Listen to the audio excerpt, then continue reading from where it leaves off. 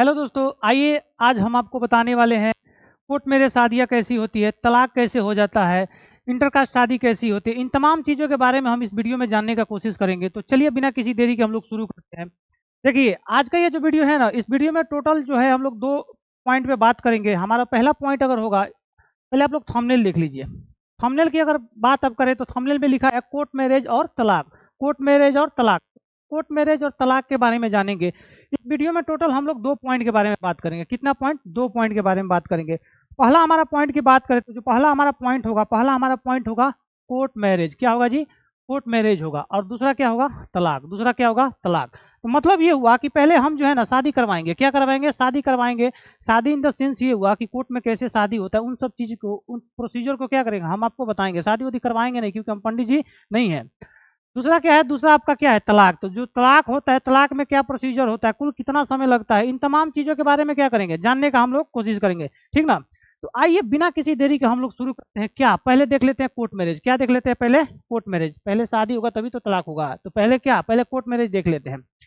देखिए, कोई भी अगर व्यक्ति कोर्ट मैरिज करना चाहता है, लड़का लड़की कोई भी हो, तो कोर्ट मैरिज करना या फिर अपने पसंद की लड़की से शादी करना, इंटरकास्ट में शादी करना, आपका क्या है? मौलिक अधिकार है। आपका क्या? मौलिक अधिकार है। आर्टिकल 21, आर्टिकल अगर 21 के यानी अनुच्छेद 21 की बात करें तो अनुच्छेद 21 आपको अधिकार देता है जीवन साथी चुनने का अधिकार। जीवन साथी चुनने का अधिकार। तो जीवन साथी चुनने का अधिकार की बात करें तो आपका क्या? इस संविधान आपको अधिकार देता है। आप अपने पसंद की लड़की से शादी कर सकते हैं, अपने पसंद की लड़का से आप शादी कर सकते हैं। समझे कि ना समझे? ये जो अधिकार देता है, कौन देता है? अधिकार आपको संविधान खुद से देता है। समझ गए ना? तो देखिए, अगर आप चाहते हैं कोर्ट मैरिज करना चाहते हैं तो कोर्ट मैरिज करने के पीछे क्राइटेरिया क्या होता है, इन क्राइटेरिया को दिखाते हैं। सबसे पहले उम्र की बात करें, अगर सबसे पहले उम्र की बात करें, इसमें लड़की का जो उम्र होना चाहिए ना, लड़की का जो उम्र होना चाहिए 18 होना चाहिए। कितना होना चाहिए जी? लड़की का उम्र की बात करें तो लड़की का जो उम्र होना चाहिए ना 18 वर्ष। कितना वर्ष होना चाहिए? 18 वर्ष होना चाहिए। अगर कोई लड़की 18 वर्ष है तो वो इलिजिबल है। क्या है? कोर्ट मैरिज शादी करने के लिए इलिजिबल है। कोर्ट मैरिज नहीं, अपने किसी भी कास्ट से, किसी भी लड़की लड़का से अपने मनपसंद शादी करने के लिए क्या है? वो इलिजिबल है, मतलब कि तैयार है। समझ गए ना? देखिए, लड़की के लिए कितना एज चाहिए? 18 वर्ष चाहिए। और लड़का की बात करें, लड़का की अगर हम बात करें तो लड़का का भी एज कितना चाहिए? 21 वर्ष चाहिए। लड़का का एज कितना चाहिए? 21 वर्ष चाहिए। अगर कोई लड़का 21 वर्ष का है, अगर कोई लड़की 18 वर्ष की है, अगर दोनों व्यक्ति एक दूसरे से राजी है शादी करने के लिए, तो लोग शादी क्या कर सकते हैं? कर सकते हैं। गैर कानूनी नहीं है, ये क्या है? लीगल है, मतलब कि कानूनी है। ये कानूनी क्यों है? क्योंकि इसका अधिकार संविधान खुद से देता है। संविधान खुद से देता है। आर्टिकल 21, आर्टिकल 21, अनुच्छेद 21 क्या देता है? यह अधिकार देता है कि अपने मनपसंद से अपना जीवन साथी आप चुन सकते हैं। समझे कि ना समझे? समझ गए ना? देखिए, आगे अगर बात करें, हम अगर आगे बात करें दस्तावेज का, उम्र आप देख लीजिए। लड़की का उम्र होना चाहिए कितना? 18 वर्ष होना चाहिए। और लड़का का उम्र कितना होना चाहिए? 21 वर्ष होना चाहिए। और दस्तावेज की बात करें तो अगर दस्तावेज मतलब कि डॉक्यूमेंट क्या क्या होना चाहिए, क्या जो पढ़ा लिखा ना है, आधार कार्ड जिसका बनाना है, कोर्ट मैरिज कर देगा? नहीं कर पाएगा। उसके पास डॉक्यूमेंट होना चाहिए। कोर्ट मैरिज करने के लिए क्या होना चाहिए? डॉक्यूमेंट होना चाहिए।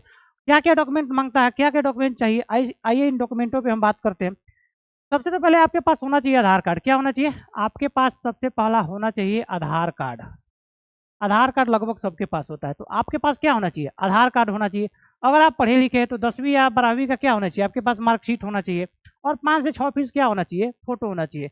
Passport, driving licence, PAN card, other भी जितने डॉक्यूमेंट हो वो भी क्या है? लग सकता है, एलिजिबल है। लेकिन फिलहाल आपको कितना, इतना तो डॉक्यूमेंट होना ही चाहिए, मतलब कि इतना दस्तावेज क्या होना ही चाहिए। आधार कार्ड होना चाहिए, 10वीं या 12वीं का क्या मार्कशीट होना चाहिए, लड़का लड़की दोनों के लिए।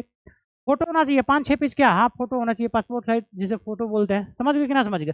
अगर इतना सारा चीज है तो आप इसको लेके कहाँ जा सकते हैं? सीधे रजिस्ट्रार ऑफिस। कहाँ जा सकते हैं? Registrar office. तो रजिस्ट्रार ऑफिस का किसी मार्केट में है? नहीं। रजिस्ट्रार ऑफिस जो होता है ना, प्रत्येक जिला में होता है। कहाँ होता है? जिला में। अगर आप दरभंगा से है तो दरभंगा के जिला में होगा, सहरसा से है तो सहरसा के जिला में होगा, गोपालगंज के है, सिवान के है, छपरा के है, कहीं से भी है, क्या जिस जिला के है उस जिला में कहाँ हो, क्या होता है? रजिस्ट्रार ऑफिस होता है। तो रजिस्ट्रार ऑफिस में जाके आप क्या कर सकते हैं? आप रजिस्ट्रार ऑफिस में जैसे जाइएगा, आप रजिस्ट्रार ऑफिस में जैसे जाइएगा ना, तो वहाँ पे आप जाइएगा तो वहाँ पे अगल बगल बहुत सारे वकील मिल जाएंगे। वकील को 500 रुपया थमाइए, 500 रुपया दीजिए और वकील से सारी क्राइटेरिया के बारे में पूछ लीजिए कि हमको कोर्ट मैरिज करना है। तो वकील आपको कहाँ लेके जाएगा? रजिस्ट्रार ऑफिस लेके जाएगा। चाहे डायरेक्टली भी आप रजिस्ट्रार ऑफिस जा सकते हैं। समझ गए कि ना समझ गए? रजिस्ट्रार ऑफिस जाने के बाद आपको क्या करना होगा, रजिस्ट्रार ऑफिस जैसे जाइएगा तो वहाँ पे अपना डॉक्यूमेंट जमा कर दीजिए। क्या कर दीजिए, डॉक्यूमेंट जमा कर दीजिए। डॉक्यूमेंट का मतलब जो दस्तावेज है अपना, दस्तावेज को जमा कर दीजिए। और जो दस्तावेज लगाए हैं ना, दस्तावेज दस्तावेज को जमा कर दीजिए। दस्तावेज को जैसे आप जमा कर दीजिएगा तो आपसे जो रजिस्ट्रार होगा ना, रजिस्ट्रार जो होगा, रजिस्ट्रार एक व्यक्ति होता है वहाँ पे, रजिस्ट्रार ऑफिस में एक व्यक्ति बैठा रहता है जिसे रजिस्ट्रार कहा जाता है, समझ गए ना। आप डॉक्यूमेंट अपना जमा कर दीजिए। जैसे जमा कर दीजिएगा उसके बाद ना रजिस्ट्रार ऑफिस पे जो रजिस्ट्रार बैठा रहता है आपसे पूछेगा कि आप जो है किस डेट में, मतलब किस तारीख में शादी करना चाहते हैं। आप जो है किस डेट में शादी करना चाहते हैं, तो आप बताइएगा कि हम अगले मंथ में इस डेट में शादी करना चाहते हैं। आप जाइएगा एक के दिन शादी वादी ना हो जाएगा। होता क्या है, आप जो है पहले जाके अपॉइंटमेंट लेना पड़ता है। अपॉइंटमेंट मतलब ये हुआ कि पहले जाके उससे ना कहा जाएगा कि हम ना फलाना दिन के आएंगे, क्या करेंगे, उसी दिन हम शादी करेंगे। एक के दिन जाइएगा तो शादी ब्याह नहीं हो जाएगा, समझ गए कि ना समझ गए। तो उसे ही कहा जाता है क्या, अपॉइंटमेंट कहा जाता है, समझ गए ना। तो दस्तावेज जैसे रजिस्ट्रार ऑफिस में जमा कीजिएगा तो जो रजिस्ट्रार होगा आपको क्या करेगा, आपको जो है एक डेट दे देगा। क्या कर देगा, एक डेट दे देगा। अच्छा, आप ही से पूछ लेगा कि आप किस डेट में शादी करना चाहते हैं। 30 दिन के अंदर कोई डेट एक चुन लीजिए। आप जो है कोई डेट एक अगला मंथ में चुन लीजिए, चाहे उसी मंथ में चुन लीजिए। कोई एक डेट क्या कीजिए, आप आराम से चुन लीजिए और उसी डेट में क्या कर सकते हैं, फिर उस डेट पे आप जाइए और अपना शादी कर लीजिए। लेकिन उस डेट में जाने से पहले आपको और भी कुछ चीजें लेके जाना पड़ता है। आइए उन सब चीजों पे क्या करते हैं, बताते हैं। देखिए, ये सब सारा चीज तो आपको बता दिए हैं। जब अगले दिन जब शादी के लिए आप जाइएगा वहां पे, जब अगले दिन शादी के लिए वहां पे जाइएगा तो वहां पे जो है ना आपको ना 2 से 3 क्या गवाह लेके जाना पड़ेगा। 2 से 3 क्या लेके जाना पड़ेगा, गवाह लेके जाना पड़ेगा। 2-3 आदमी क्या, जो जिनका उम्र 18 वर्ष प्लस है, जिनका उम्र 18 साल हो गया है, वो अपना एक आधार कार्ड लेके जा सकते हैं गवाह के तौर पे, समझे कि ना। तो गवाह के लिए कितना चाहिए, 2 से 3 गवाह चाहिए। मतलब दो भी रहेगा तो क्या हो जाएगा, चल जाएगा।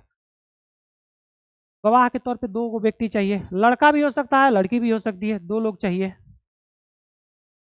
इन लोग का उम्र कितना होना चाहिए, 18 प्लस। मतलब कि ये लोग 18 पार कर चुके हो, 18 प्लस यानी कि 18 पार कर चुके हैं। और इन लोग का भी डॉक्यूमेंट में क्या लगता है, डॉक्यूमेंट की बात करें तो इन लोग का भी डॉक्यूमेंट में आधार कार्ड लग जाएगा।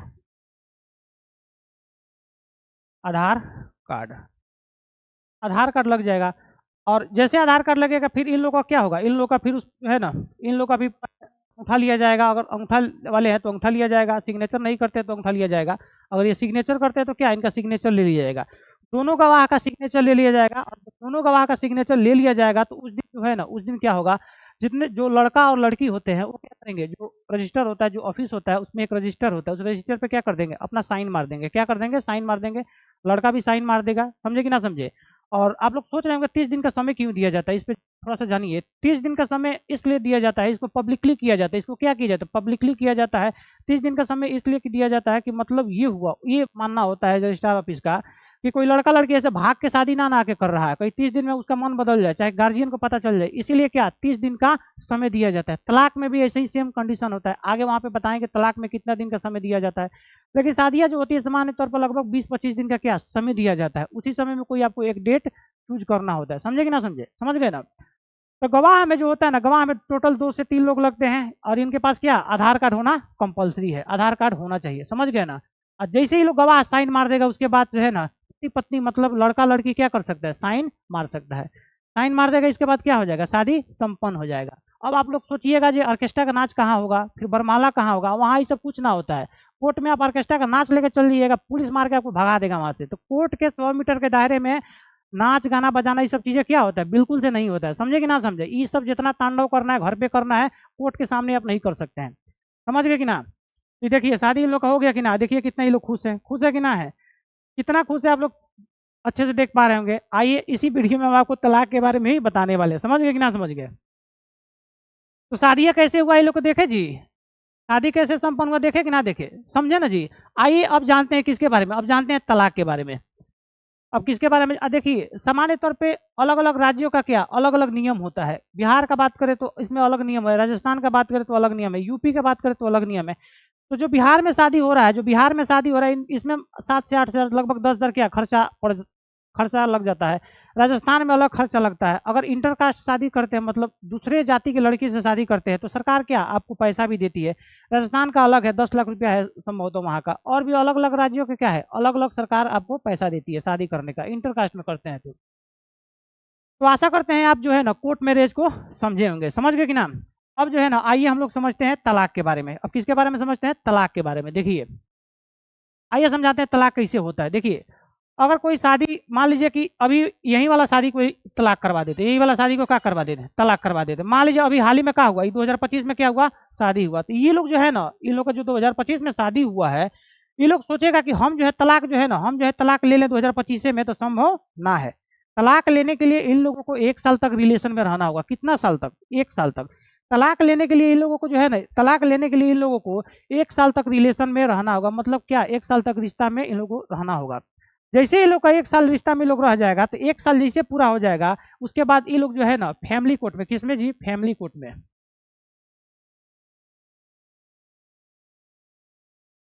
फैमिली कोर्ट, ये लोग जो है, जो ये पति पत्नी जो अभी बने हैं, जो कोर्ट में शादी करके बने हैं, ये लोग क्या करेंगे? ये लोग जो है ना, ये जो पति पत्नी है, ये लोग क्या करेंगे? अगर ये लोग चाहते हैं तलाक लेना, तो 1 साल बाद, शादी के 1 साल बाद क्या कर सकते हैं? फैमिली कोर्ट में जाके याचिका दाखिल करेंगे। याचिका दाखिल मतलब जाके वो अपना क्या बोलते हैं, एफआईआर देंगे। मतलब फर्स्ट इन्फॉर्मेशन रिपोर्ट अपना बताएंगे कि हमको जो है ना अब तलाक लेना है, इनसे क्या करना है, इनसे तलाक लेना है, क्योंकि हमको ये अब अच्छा नहीं लग रहा है, इनका जो है आदत हमको अच्छा नहीं लग रहा। बहुत सारा चीज हो सकता है। पति अगर नशा करता है, उस एवज में भी क्या लोग तलाक ले लेता है, समझे कि ना समझे। लेकिन तलाक लेने के लिए दोनों जो पक्ष होता है ना, लड़की पक्ष और लड़का पक्ष, दोनों पक्ष को क्या रजामंदी होना चाहिए। मतलब दोनों पक्षों का क्या सहमति होना चाहिए, समझे कि ना समझे। अब लड़की सोच रही है चाहे लड़का सोच रहा है, हम जो है अकेले का लेंगे, तलाक ले लेंगे, तो संभव ना है। लेकिन कुछ केसेस में तलाक लड़का चाहे लड़की अकेले ले सकता है। जैसे मान लीजिए लड़का लड़की का शादी हुआ है, लड़का बहुत ज्यादा नशा करता है, तो इस एवज में भी लड़की चाहेगी तो क्या तलाक आराम से ले सकती है, समझे कि ना समझे। लेकिन होता क्या है, ज्यादातर इस मैटर में क्या हो जाता है, ज्यादातर इस मैटर में यही होता है, लड़का लड़की दोनों क्या हो जाता है, रजामंदी हो जाता है और फाइनली तलाक ले ही ले लेता है। फाइनली तलाक क्या करता है, ले लेता है, समझे कि ना समझे। तो मैटर किस में जाता है? फैमिली कोर्ट में। किस में जाता है? तलाक वाला मैटर सारा फैमिली कोर्ट में जाता है। और फैमिली कोर्ट में जैसे मैटर जाएगा ना, तो कोर्ट क्या करेगा, 6 महीना का आपको समय देगा। कितना महीना का? 6 महीना का।